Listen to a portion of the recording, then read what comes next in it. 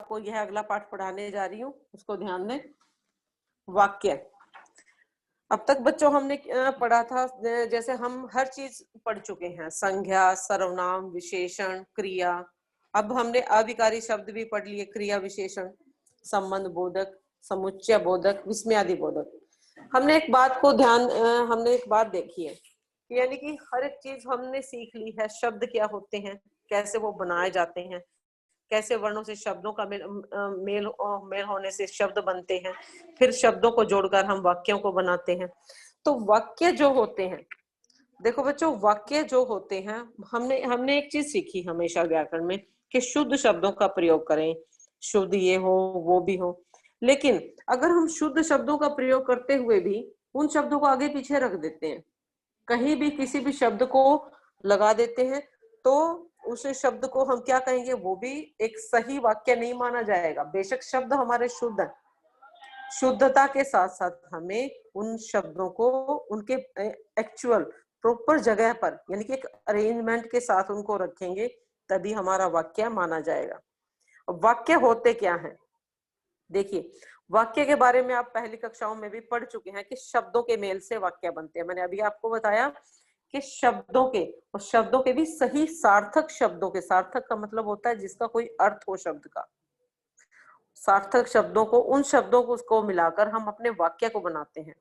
लेकिन उन वाक्यों को सार्थक होने के साथ साथ एक निश्चित क्रम होना चाहिए, क्रम के अनुसार शब्द रखा होना चाहिए, तभी वाक्य होगा।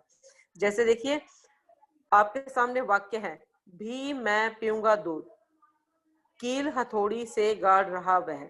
अब देखो, सारे शब्द शुद्ध हैं इसमें आपके सामने, किसी भी शब्द में हम शुद्धता के ढंग से वो नहीं निकाल सकते कि इसमें कोई शब्द गलत लगाया गया है, अशुद्ध शब्द है, नहीं, सारे के सारे शब्द शुद्ध हैं। लेकिन इनको इनके एक्चुअल प्रॉपर स्थान पर नहीं रखा गया, इनको इधर उधर रख दिया गया। तो क्या हुआ, ये सारे वाक्य, तो ये शब्द जो हैं ये अशुद्ध यानी कि गलत माने जाएंगे। अब देखिए, इन शब्दों को आपको खुद ही पता है, यानी कि जब हम पढ़ते हैं, बोलते हैं, तो अपने आप ही बातें क्लियर हो जाती हैं। तो पहला वाक्य बनेगा, मैं भी दूध पीऊंगा, और दूसरा वाक्य है, वह हथौड़ी से कील गाड़ रहा है। जब शब्दों को हम उनके निश्चित क्रम में बच्चों रखते हैं, तभी वह क्या बनता है, एक प्रॉपर, एक शुद्ध सेंटेंस यानी कि शुद्ध वाक्य बनता है। और तभी आपको एक चीज मैं हमेशा जब कक्षा में, अभी तो आपसे इतना हम आमने सामने बैठ के हमने बातें नहीं की, ये चीज होती है बच्चों, जब भी चाहे बच्चा कहीं से भी बिलोंग करता है, आप जो घर पर हम अपनी लैंग्वेज कुछ भी यूज करते हैं, हमारी अशुद्धता, हमारी गलतियां कहाँ होती हैं हमारी लैंग्वेज में, हम अशुद्ध, हमारा उच्चारण जो होता है ना, उच्चारण ही हम गलत करते हैं, और जैसा हम बोलते हैं वैसा ही हम लिखते हैं। क्योंकि कोई भी बात बच्चों बोलते हैं, कोई भी बात बोलो, अगर आप मन में बात बोल रहे हो, चाहे आप बोल रहे हो, सबसे पहले आपके खुद के कान ही उस बात को सुन रहे हैं। यानी कि हमें अपने शुद्ध उच्चारण पर ध्यान देना है। शुद्ध उच्चारण करोगे तो शुद्ध शब्द लिखोगे, अगर उस अशुद्ध उच्चारण होगा तो अशुद्धता शब्दों में आनी ही आनी है। इसलिए प्रॉपर हर चीज का, बोले हम घर पर कैसे भी, लेकिन हमें अपने शब्दों पर ध्यान देना चाहिए कि मैं इस शब्द का उच्चारण किस तरह से कर रहा हूँ। अगर मुझे नहीं आता तो इस शब्द का उच्चारण कैसे करते हैं, कोई कैसे इस शब्द को बोल रहा है। जैसे आप शुद्धता में अपने शब्दों का उच्चारण करेंगे, आपकी जो हैंडराइटिंग में, लिखने में जो गलतियां करते हैं, वो गलतियां अपने आप दूर हो जाएगी। अब देखिए, सबसे पहले हमने कर लिया वाक्य। वाक्य क्या था, वाक्य सार्थक शब्द जिनका कोई अर्थ हो, सार्थक शब्दों का व्यवस्थित समूह। व्यवस्थित शब्द क्या है, एक अच्छी तरह से अरेंजमेंट के साथ रखना, सही जगह पर रखना, व्यवस्थित समूह को हम वाक्य कहते हैं। वाक्य के बच्चों दो अंग होते हैं, अंग, अंग यानी कि हिस्से, प्रकार नहीं बताए हमने, वाक्य के अंग बताए हैं। वाक्य के प्रकार हम बाद में करेंगे, पहले वाक्य के अंग क्या होते हैं हमें यह स्टेप देखनी है। अंग होते हैं बच्चों दो, उद्देश्य और विधेय, सब्जेक्ट प्रेडिकेट, उद्देश्य विधेय, ये दो होते हैं वाक्य के अंग। अब देखो बच्चों, वाक्य का जो उद्देश्य होता है, देखो परिभाषा हमें बुक के ढंग से नहीं जाना, फिर से मैं कह रही हूँ, बातों को ध्यान से सुनो। आप जैसे शब्द सुनोगे, बात की तरफ ध्यान दोगे, तो अपने आप आपको परिभाषा खुद बनानी आएगी। हमें बुक वाली परिभाषा लर्न करने की जरूरत भी नहीं है। हम अपने आप अपने शब्दों से ही अपनी परिभाषाएं सब कुछ बना सकते हैं। तो देखिए, सबसे पहले उद्देश्य। जो वाक्य आपके सामने दिया जाता है, कोई भी वाक्य होता है, मैं ऊपर से ही ये वाक्य बोल रही हूँ, वह हथौड़ी से कील गाड़ रहा है। अब देखो, वह जो शब्द है, ये हमें ये तो पता ही है, ये सब्जेक्ट है। अब इसकी परिभाषा क्या बनेगी? वाक्य में उद्देश्य के विषय में, यानी कि देखिए फिर से, सब्जेक्ट यानी कि कर्ता, वाक्य में जिसके बारे में कुछ कहा जाता है। अब वह हथौड़ी से कील गाड़ रहा है, या मैं ये बोल दूं कि मोहन हथौड़ी से कील गाड़ रहा है, तो काम कौन कर रहा है यहाँ पर? सब्जेक्ट यानी कि मोहन। तो वाक्य में जितनी भी बात कही जा रही है, वो किसके बारे में कही जा रही है? मोहन के बारे में। और मोहन क्या है? सब्जेक्ट यानी कि उद्देश्य। शब्द तो वो उद्देश्य है ना, एक वह सब्जेक्ट है, लेकिन वो क्या है? मेन बात उसमें शब्द के साथ आप नीचे उस वर्ड को लिखेंगे उद्देश्य, यानी कि परिभाषा क्या बनेगी? वाक्य जो हमारा है, वाक्य में उद्देश्य के विषय में जो कहा जाए। अब वाक्य में उद्देश्य के विषय में जो कहा जाए, उसे हम कहते हैं, क्या कहते हैं? जिसके बारे में कुछ कहा जाए वो उद्देश्य होता है। जैसे यहाँ पर दे दिया, पिताजी खाना खा रहे हैं, तो यहाँ पर उद्देश्य कौन है? पिताजी। ये कर्ता भी है और इनके बारे में बात की जा रही है। और विधेय क्या है? वाक्य में जो उद्देश्य है, उद्देश्य, वाक्य में जो उद्देश्य के विषय में जो कुछ भी कहा जाता है। पहली बात तो थी उद्देश्य के लिए कही जा रही थी, यानी कि सब्जेक्ट के बारे में बात कही जा रही थी। दूसरी बात है जो सब्जेक्ट है, सब्जेक्ट के विषय में जो पूरी की पूरी बात कही जा रही है, उसके बारे में जो पूरी बात कही जा रही है, वह उसका विधेय होता है। फिर से देखिए, वाक्य में जिसके बारे में कुछ कहा जाए वो उद्देश्य, और उद्देश्य के विषय में जो कहा जाए वो विधेय। यानी कि पिताजी उद्देश्य और खाना खा रहे हैं विधेय। वह हथौड़ी से कील गाड़ रहा है, वह उद्देश्य, हथौड़ी से कील गाड़ रहा है विधेय। आपको कितने भी वाक्य बनाओ, कितने भी कहीं से भी वाक्य उठाओ, आपको अगर बात समझ आ गई है तो उद्देश्य विधेय निकालने में हमें मुश्किल बिल्कुल भी नहीं आएगी। इसके पश्चात देखिए, उद्देश्य और विधेय का विस्तार। अब भी विस्तार शब्द क्या होता है? विस्तार बच्चों होता है, मान लीजिए मैं वही वाक्य उठाती हूँ बेटा, उद्देश्य में मैंने यहाँ पर एक वाक्य उठाया था, वह की जगह मैंने मोहन लगा लिया था। तो मोहन जो है, मोहन हथौड़ी से कील गाड़ रहा है। अब हमें पढ़ना क्या है? हमें उद्देश्य और विधेय का तो पता चल गया, लेकिन अब हमें उद्देश्य विस्तार और विधेय विस्तार जानना है कि विस्तार क्या होता है। विस्तार होता है किसी के बारे में बहुत बहुत डिटेल में जाना। अब अगर मैंने मोहन कहा था, तो मैंने इसकी जगह, मोहन की जगह मैं ये बोल दूंगी, वह नीली जैकेट वाला मोहन। यानी कि मोहन के बारे में क्या कहा? मान लीजिए उसने नीली शर्ट पहनी है, या कोई भी, अब उसके बारे में एक विस्तार देना है हमें। वह नीली जैकेट वाला मोहन हथौड़ी से कील गाड़ रहा है। यहाँ पर हमने क्या किया? उद्देश्य का विस्तार कर दिया। विस्तार यानी कि उद्देश्य की और भी ज्यादा हमने डिटेल दे दी।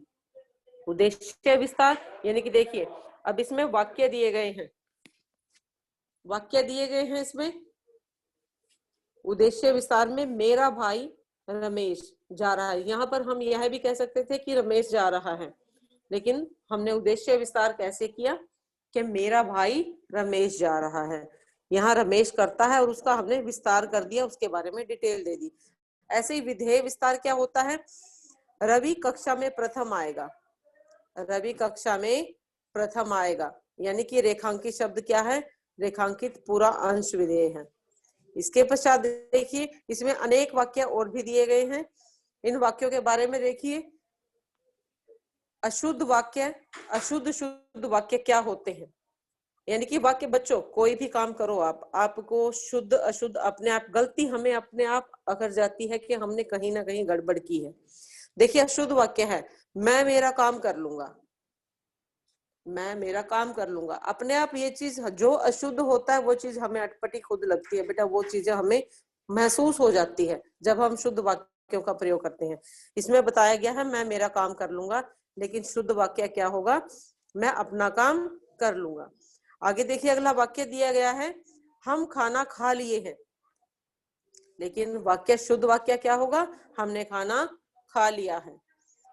आगे थर्ड वाक्य देखिए, यहाँ शुद्ध गाय का दूध मिलता है। अब शुद्ध गाय तो नहीं हो सकती, यहाँ पर क्या कहेंगे, गाय का शुद्ध दूध मिलता है।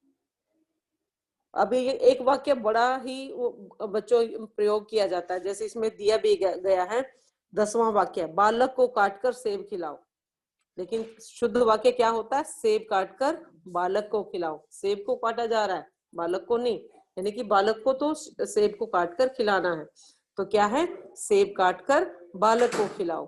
थोड़ी थोड़ी बच्चों ये मैं एक बात फिर से कह रही हूँ, शुद्ध शब्द दिए गए हैं, सार्थक हैं, लेकिन एक्चुअल में वो शब्द भी एक प्रॉपर ढंग से रखे जाएंगे तभी वो शुद्ध माने जाएंगे। ऐसे ही हम किसी भी बात को हम शुद्ध नहीं कह सकते।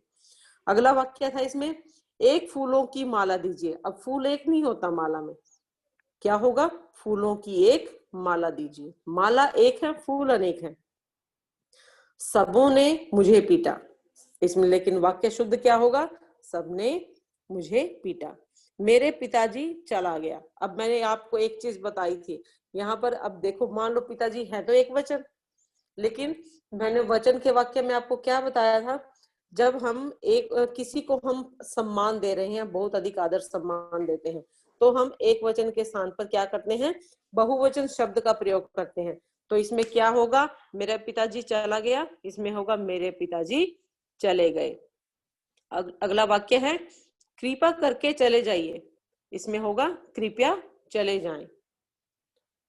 कल शनिवार का दिन था, कल शनिवार था। सिपाही कमर कसा बैठा है, सिपाही कमर कसे बैठा है। अगला वाक्य फिर से पढ़ लेते हैं एक बार और, बालक को काटकर सेब खिलाओ। अब वाक्य होगा सेब काटकर बालक को खिलाओ। ये अगला वाक्य है, पुस्तकें ये किसकी हैं, लेकिन सही वाक्य होगा ये पुस्तकें किसकी हैं। राम लक्ष्मण और सीता वन को गई। इसमें वाक्य जैसे ऐसे बना दिया गया क्योंकि लास्ट में सीता शब्द दिया गया था, इसके अनुसार वाक्य वो कर दिया, लेकिन ऐसा नहीं होता। अब चाहे स्त्रीलिंग हो या पुल्लिंग हो, अगर हम एक साथ में शब्दों का प्रयोग करते हैं तो उसके अनुसार ही जाएंगे उसकी क्रिया। राम लक्ष्मण और सीता वन को गए। यह बच्चों हमने आज वाक्य का पाठ पढ़ा। इसमें कुछ इंपॉर्टेंट बातें फिर से दी गई हैं। हम अपनी बातों को वाक्यों के माध्यम से कहते हैं, लेकिन मैं बार बार आपको कह रही हूँ शुद्ध उच्चारण करें, शुद्ध शब्दों का प्रयोग करें, सेंटेंस शुद्ध अपने आप बनने शुरू हो जाएंगे। आपको खुद लगेगा कि मैंने यहाँ पर इस सेंटेंस में गलती की है। वाक्यों में कर्ता और क्रिया अवश्य होते हैं, ये तो होगा ही। जब सब्जेक्ट होगा तो उसकी वर्ब भी होगी, क्रिया भी होगी, यानी कि वो कोई ना कोई क्रिया करेगा।